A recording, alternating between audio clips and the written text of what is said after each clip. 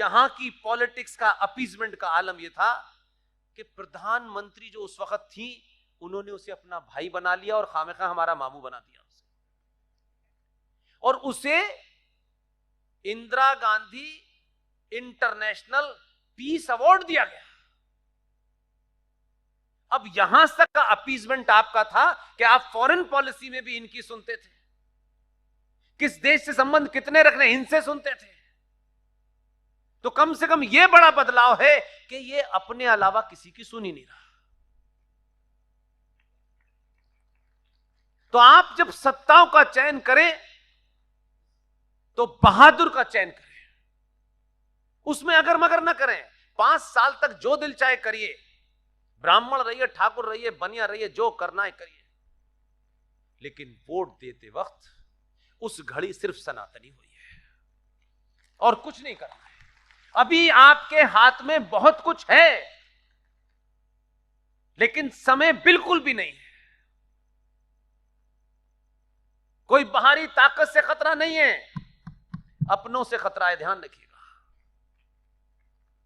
इसलिए सबसे कहता हूं कि ये महंगा, वो महंगा, यार ये तो जिंदगी में चलता रहेगा। महंगा था तब भी हम जिंदा थे और सस्ता हो गया तब भी हम जिंदा हैं, लेकिन पूरी दुनिया में सनातनी एक ऐसी कम्युनिटी है जिसपे बड़े कभी कभी मुझे दुख होता है।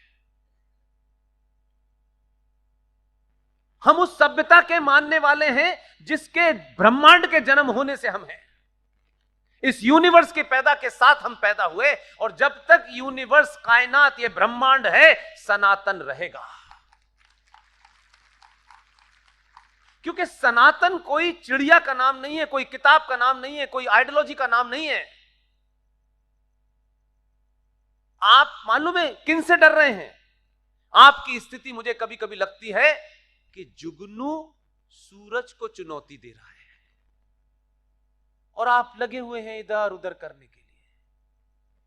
आप ही थे, आप ही रहेंगे। प्रकृति का नियम है, शाश्वत नियम है, ये मेरा नहीं है, इस ब्रह्मांड का नियम है। इस ब्रह्मांड में जो भी पैदा हुआ है उसका जाना निश्चित है। सनातन पैदा ही नहीं हुआ तो उसके जाने का सवाल ही क्या होता है। इसलिए हम कहते हैं सनातन अनंत है, शाश्वत है। सूरज का निकलना बंद नहीं कर देंगे किताब वाले। अगर इतने ही उनके पेट में दर्द है तो मां गंगा, जमुना, कावेरी का पानी न पिए, आबे जमजम का पानी पिए वहां जाके। और गुस्सा हो तो समुद्र का पानी पी ले। अगर उन्हें इतनी ही नफरत है तो अपने घरों के सामने, अपने इलाकों में पीपल का पेड़ काट दें, क्योंकि हिंदू उसे पूजते हैं। हिंदू पीपल के पेड़ को इसलिए नहीं पूजते कि किसमें भगवान बसते हैं। हमारे हजारों साल पहले के ऋषि मुनि को पता था कि ब्रह्मांड में, धरती पर एक ही पेड़ है जो 24 घंटे ऑक्सीजन देता है। उसको कैसे प्रोटेक्ट किया जाए, तो हमारी माओ, बहनों, बेटी को सबको कहा आप इसकी पूजा करिए। पूजा करने का अर्थ नहीं था कि आप कलावा बांध के 2 लड्डू उसमें चिपका दें। मेरी बहनें, ये मत करिए।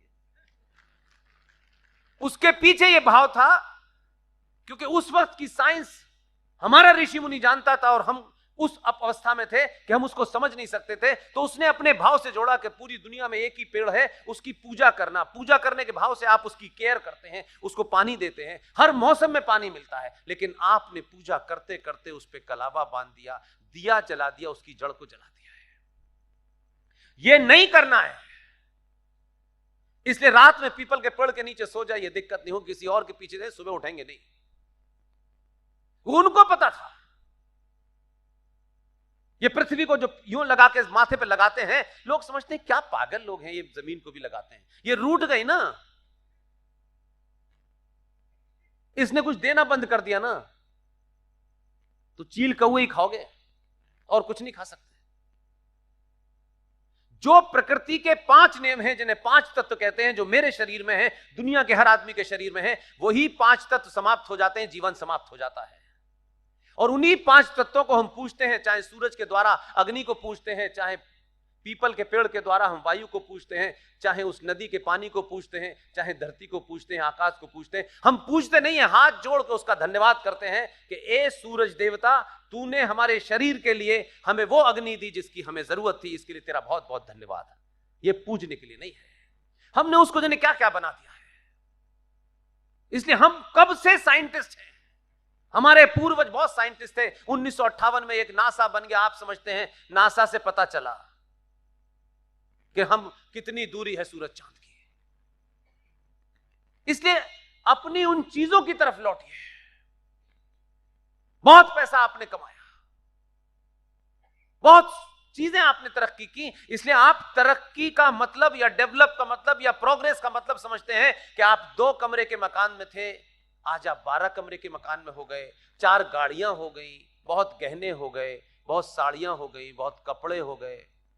ये प्रोग्रेस नहीं होती, प्रोग्रेस यहां से होती है।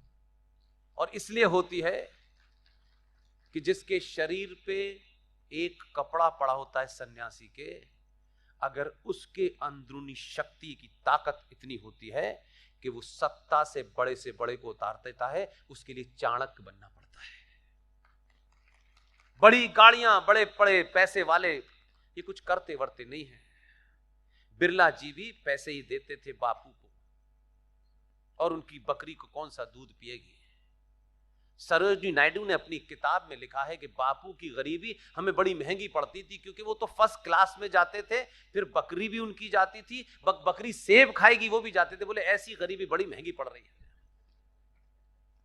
ये मैंने नहीं लिखा है। इसलिए इस देश में जो 4-5 जघन्य अपराध हुए, मैं उस तरफ लौटना चाहता हूं। आप सबको पता है और हमको भी यही पढ़ाया गया कि 15 अगस्त 1947 को भारत आजाद हुआ है। इससे बड़ा झूठ मैंने दुनिया में कहीं देखा ही नहीं। पूरे आर्काइव में कोई डॉक्यूमेंट नहीं मिलकर दिया कि 15 अगस्त 1947 को भारत आजाद हुआ है। और हम वो समाज हैं जो हर छोटी छोटी बात पे सवाल करते हैं, ये क्यों हुआ, ये कैसे हुआ, ये अभी नहीं हुआ। लेकिन कुछ बातों पे हम ऐसे चुप होकर बैठ जाते हैं कि भाई हमारा क्या लेना देना है। अरे जब आप दुनिया में कहीं निकलेंगे तो आपसे लोग सवाल करेंगे ना, कि सरकार से सवाल करेंगे कि आप किस देश के लोग हैं, आपको अपनी आजादी के बारे में नहीं पता, आप अपने ग्रंथ के बारे में नहीं जानते, और आप कहते हैं साहब हमने बड़ी प्रोग्रेस की है। सड़कें बनना प्रोग्रेस नहीं होती। सड़कें अनंत काल तक नहीं चलती। कोई सड़क बनी है टूट जाएगी, कोई बिल्डिंग बनी है टूट जाएगी। राष्ट्र की परंपराएं जिंदा रहेंगी तो अनंत काल तक जिंदा रहेंगे। आप मंदिर जाते हैं, अपने सीने पे हाथ रखिए और पूछिए आप मंदिर कब जाते हैं? जब आप किसी संकट से ग्रस्त होते हैं और फिर सोचते हैं कि वो वाले बाबा, वहां जाने से काम बनेगा, तो एक नए बाबा के पास चले जाते हैं। उस बाबा से काम नहीं चला तो इस बाबा, इस बाबा, इस बाबा, और इतने भगवान होने के बावजूद भी, इतने ग्रंथ होने के बावजूद भी, एक चांद मियां को भी आपने मंदिर में बैठा दिया कि भाई अब इन यही हमें दे दें। हम इतने लाचार हैं कि चांद मियां हमें देंगे जिन्हें खुद कुछ नहीं मिला। ये बीमारी क्यों है? आपका एक भी मंदिर, सिर्फ मंदिर में मूर्ति रख दी नहीं है, पूरी दुनिया में एकमात्र सभ्यता है, एकमात्र सभ्यता कि हम पत्थर में भी प्राण की प्रतिष्ठा करते हैं, फिर पूछते हैं दम है किसी में पत्थर के अंदर प्राण प्रतिष्ठा करके उसको पूजे। हम सबसे ज्यादा दुनिया के साइंटिफिक लोग हैं, लेकिन हमको काला जादू, पीला जादू, ढकोसला, पाखंड, उसमें चले गए। एक भी मंदिर आपका उस दौर का, एक भी मंदिर ऐसा नहीं है जो साइंस पे ना हो। ये 12 ज्योतिर्लिंग हैं डॉक्टर साहब। ये जो 12 ज्योतिर्लिंग हैं, ये कहां हैं? इनकी रचना ऐसी हो गई थी कि चलो यहां जमीन खाली है, यहां बना दो। नहीं, ये जो रेडियो एक्टिव की जो रेखा अंदर जा रही है जमीन के, रेडियो एक्टिव तो समझते हैं ना, ये जो रेडियो एक्टिव की जमीन के नीचे लाइन जा रही है, सारे 12 ज्योतिर्लिंग उसी रेडियो एक्टिव की लाइन के ऊपर स्थापित है। इसलिए शिवलिंग, पता है वो जो बनारस में ज्ञान वापी जो मंदिर था, फ्रॉडों ने उसको कहा यह ज्ञान व्यापी मस्जिद। ज्ञान